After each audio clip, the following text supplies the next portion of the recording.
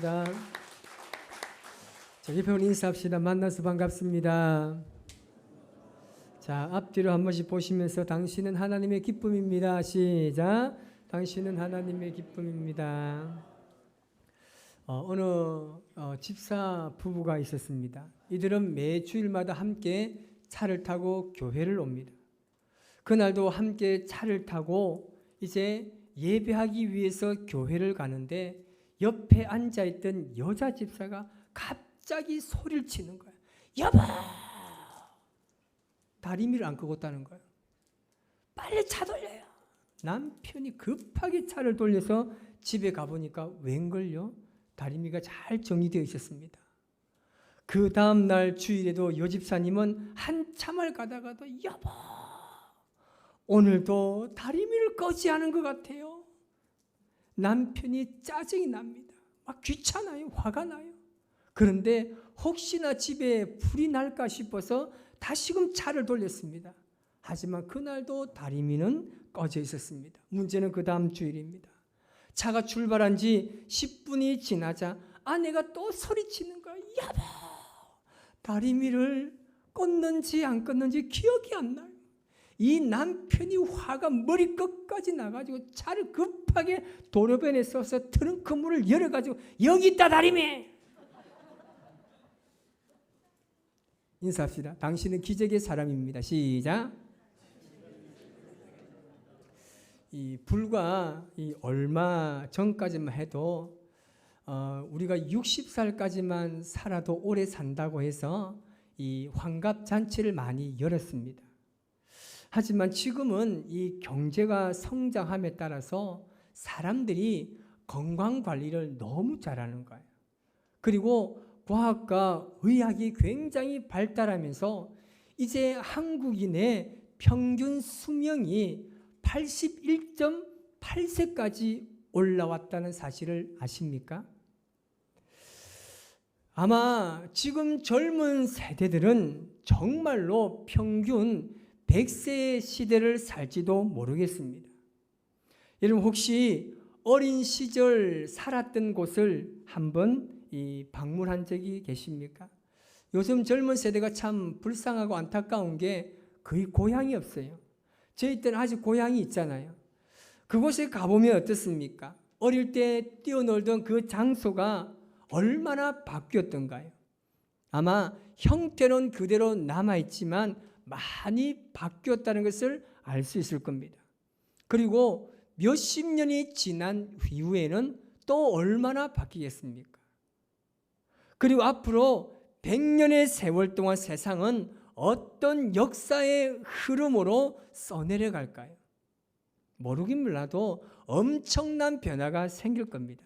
자, 그렇다면 교회는 어떻게 바뀔까요? 미래학자인 최윤식 박사의 앞으로의 5년 한국교회 미래 시나리오라는 책에 보면 한국교회에서 가장 중요한 5년 그리고 20년에 대해서 기록한 내용이 있습니다. 그는 경제적으로 그리고 사회적으로 문화적으로 종교적으로 한마디를 표현한 단어가 있습니다. 그게 뭐냐면 믿을 수 없다. 말도 안 된다입니다. 지금 우리가 불과 20년 전에 한국 교회가 이렇게 바뀌어 있을 줄 누가 알았겠습니까? 그러면서 준비된 교회와 준비되지 못한 교회, 준비된 성도와 준비되지 못한 성도를 비교하면서 차이가 확연하게 드러난다고 이 책에서 말하고 있습니다. 지금 우리 모두가 이 시대가 정말 위기의 순간임을 우리는 직감하고 있습니다.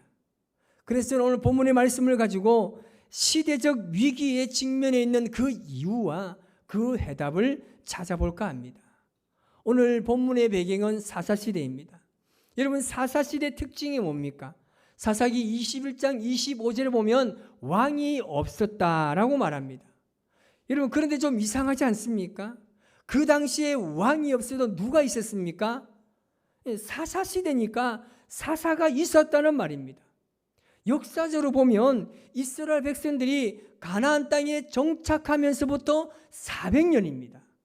그 400년 기간 동안 하나님께서는 이 엘리까지, 사무엘까지 말하면 사사를 총 15명을 보냈습니다. 사사는 뜻이 뭡니까? 재판하고 다스린다는 뜻입니다. 시대에 따라서 하나님께서 15명의 사사를 세웠음에도 불구하고 이스라엘 백성들은 영적으로 그리고 도덕적으로 가장 타락한 시대를 보냈다는 겁니다. 이스라엘 백성들이 그렇게 보내는 데는 이유가 있었습니다. 오늘 말씀 1절의 말씀을 같이 한번 보겠습니다. 시작. 아이 사무엘이 엘리 앞에서 여호와를 섬길 때에는 여호와의 말씀이 희귀하여 이상이 흔히 보이지 않았더라. 아멘. 그 이유가 뭡니까? 하나님의 말씀의 부재입니다. 사사시대가 정말 특이한 것은 뭐냐면 하나님의 말씀이 희귀했다는 겁니다. 희귀했다는 말은 뭡니까? 드물어서 매우 귀하다는 말입니다.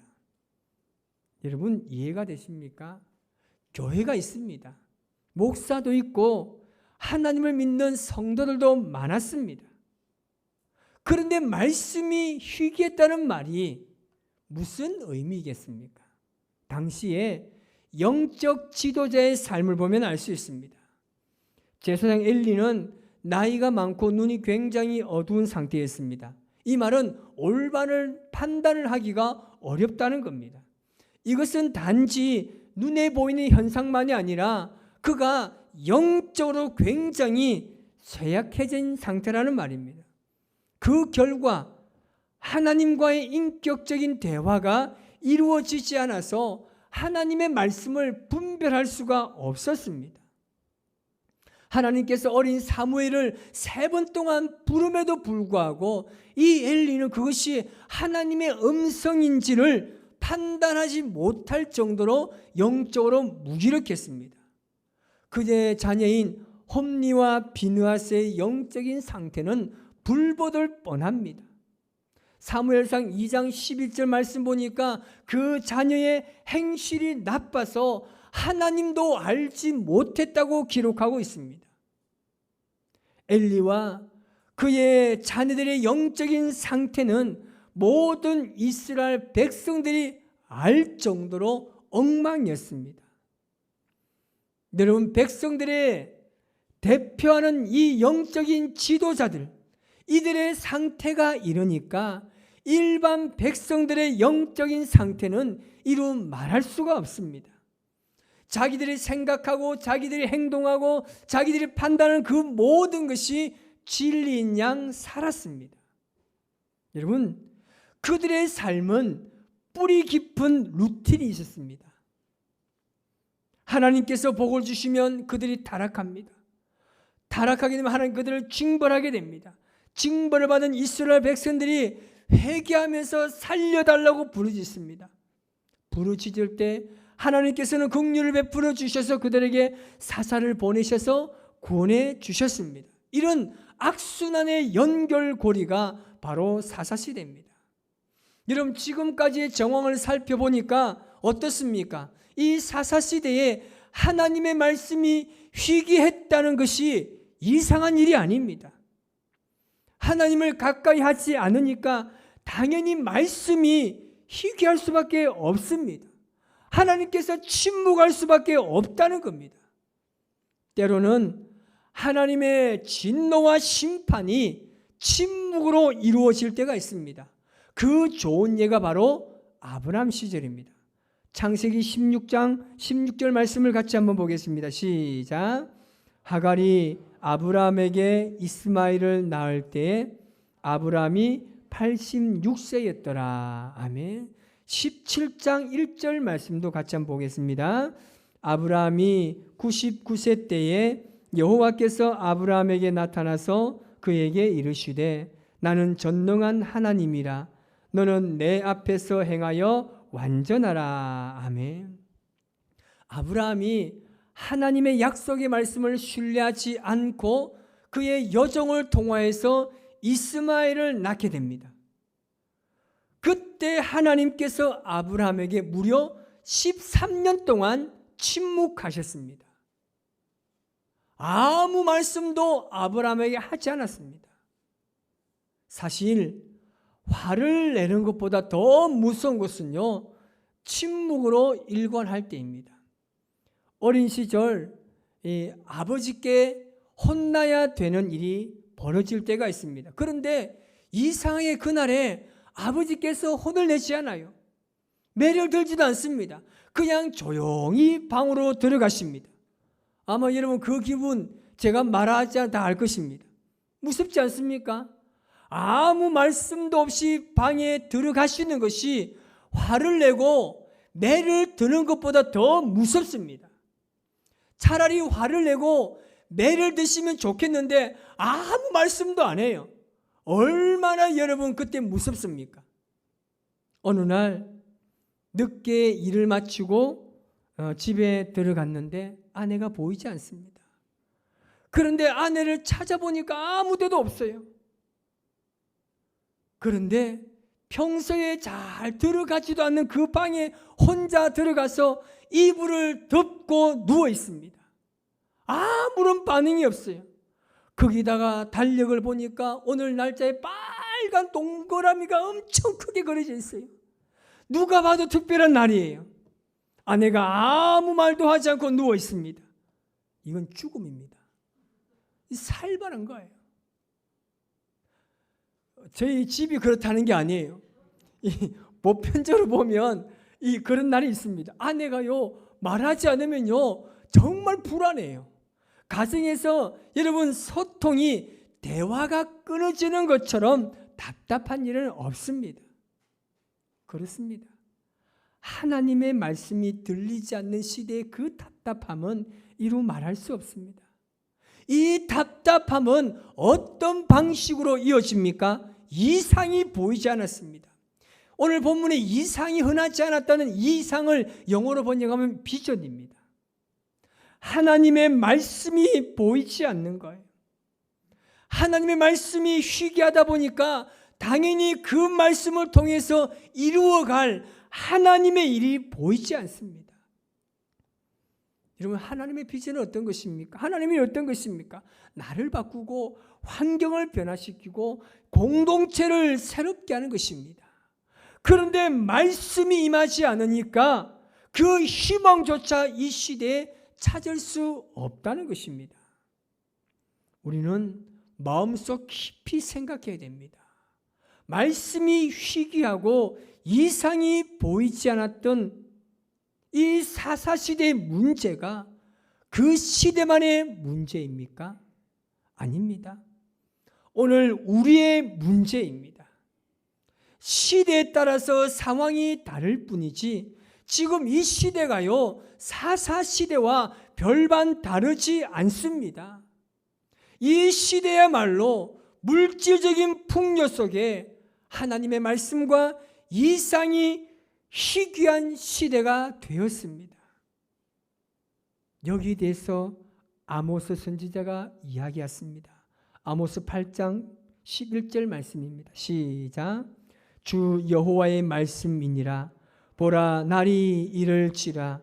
내가 기근을 땅에 보내리니 양식이 없어 주림이 아니며 물이 없어 가람이 아니요 여호와의 말씀을 듣지 못한 기갈이라. 아멘. 우리가 세상으로 풍요해지면 우리 안에 하나님의 말씀의 기갈이 찾아옵니다. 가끔 성도들께서 저에게 이야기합니다. 그런 고백합니다. 목사님, 은혜가 떨어지니까 너무 힘들다는 겁니다. 내 안에 은혜가 떨어지니까 조그만 일에 내고 화를 내고 분내고 짜증내더라는 겁니다. 여러분 그 정상이에요. 그게 여러분 당연한 일입니다. 우리 안에 하나님의 말씀이 들리지 않으면 영적으로 힘들어야 돼요. 영적으로 고통스러워하는 게 당연한 것입니다. 그런데 우리는 어떻습니까? 아무렇지 않아요. 그냥 조금 뭔가가 불편할 뿐이지 내가 세상에 살아가는 데는 아무렇지 않아요. 이것이 뭐라고요? 이것이 바로 사사시대입니다. 이대로 정말 끝나야 합니까? 조그마한 희망도 이 시대에 보이지 않습니까? 더 이상 하나님의 비전이 보이지 않습니까? 그렇지 않습니다. 하나님께서는 우리에게 두 가지의 희망을 보여주고 계십니다. 사무엘상 오늘 3절 말씀을 같이 한번 보겠습니다. 시작. 하나님의 등불은 아직 꺼지지 아니하였으며 사무엘은 하나님의 궤에 있는 여호와의 전 안에 누웠더니. 아멘. 먼저 희망은 뭡니까? 하나님의 성전에 누워있는 사무엘이라는 희망입니다. 하나님의 백성들이 영적인 상태가 좋을 때는 어떤 이방인들이 침입해도 거뜬히 이길 수 있었습니다. 그런데 영적인 상태가 엉망일 때는요, 소수민족이 쳐들어와도 감당할 수가 없었습니다.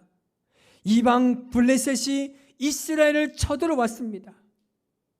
이들이 영적인 상태가 엉망이다 보니까 1차 그 전투에서 3,000명이 죽임을 당합니다. 이스라엘 백성들의 순간머리에 설치하는 것이 하나님의 법궤입니다. 법궤를 가지고 전쟁에 나가자. 그러면 이길 것이다.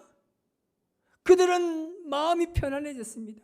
그런데 블레셋은 그렇지 않았습니다. 더 힘을 다해서 다시금 전투하는데 이스라엘 백성들이 무려 3만 명이 죽임을 당했습니다. 여러분, 이뿐만 아닙니다.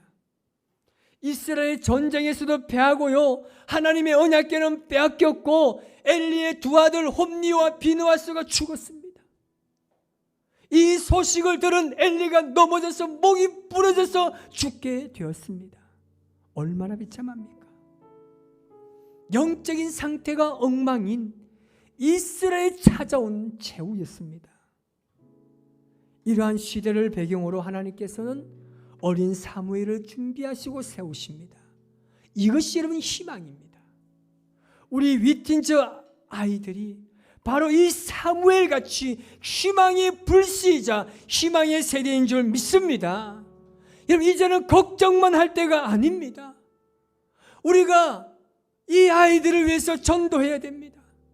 이 아이들이 교회에서 마음껏 뛰어놀고 이 아이들이 우리 교회로 모여들게 만들어야 합니다. 그리고 그것이 끝이 아니라 하나님의 말씀과 교회, 그리고 어떻게 믿음의 세대를 이어가야 하는지 그들에게 우리가 교육할 책임이 바로 있다라는 사실입니다. 그래서 우리는 이 희망을 바라보아야 합니다. 우리 교회 앞으로 5년요, 10년, 20년 어떻게 되겠습니까? 이 희망의 불씨가 꺼져버리면, 이 다음 세대들이 사라져버리면 과연 이 성전에 과연 누가 있겠습니까? 죄송한 말씀이지만 제가 존경하는 이찬수 목사님이 어느 큰 교회 가서 강의를 하실 때 그런 말씀을 하셨습니다. 여러분, 정신 차려야 됩니다. 성전은 정말 너무나 잘 지었습니다. 어마어마하게 너무나 아름답습니다. 그런데 10년 이후에 아이들이 없으면 이 성전의 자리를 누가 채우겠습니까? 우리에게 주시는 말입니다. 경각심을 가져야 됩니다. 교회가 이것이 준비되어지지 않으면 무너집니다. 그리고 또 하나는요, 하나님의 등불이 아직 꺼지지 않았다는 겁니다. 비록 교회가 점점 빛을 잃어가고 교회가 세상 사람들에게 지탄을 받는다 할지라도 하나님의 등불은 아직 꺼지지 않았습니다. 하나님께서는 준비된 교회, 준비된 성도들을 통하여서 하나님의 영광을 회복하실 줄 믿습니다. 지금도 하나님께서는 여전히 말씀하고 계십니다. 믿으십니까? 그럼 어떻게 해야 되겠습니까? 하나님의 음성에 귀를 기울여야 합니다. 아무리 하나님께서 말씀하시지만 듣는 사람이 없다라면 하늘 문은 닫히는 겁니다. 잘 듣는 것이 너무나 중요합니다. 여러분이 꺼지지 않는 등불의 역할을 감당하기 위해서는 서로의 말에 집중하고 들어야 합니다. 여러분, 서로에 대해서 아직까지 마음이 열려있지 않습니까? 정말 하나님의 말씀을 듣기를 원하십니까? 서로의 말에 집중하고 그 서로의 말을 들어야 됩니다. 마음을 여십시오. 마음을 열어야 생각이 열립니다. 생각이 열려야 언어가 바뀌고 행동이 달라지는 겁니다.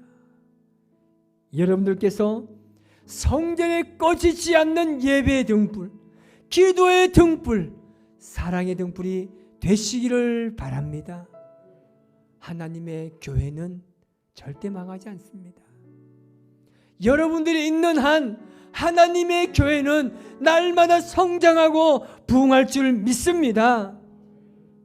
오늘 이 찬양을 할 것인데요, 이 가사를 한번 들어보시기 바랍니다. 주님, 제 마음이 너무 둔해서 주님을 볼 수 없습니다. 이 땅에 속하여 이 땅만 보다가 주님 손을 놓쳤습니다. 나는 나그네로 왔는데 왜 주저앉게 되었는지, 나는 청지기인데 언제부터 내 삶의 주인이 되어버렸나. 믿음 없이는 기쁘시게 못하나니 고된 수고도 다 헛될 뿐이라. 믿음이 없어서 무너진 삶의 모든 자리에 다시 주님을 기다립니다. 오늘 이 찬양으로 고백할 때 주님을 바라보며 나아갑시다. 주님, 제 마음이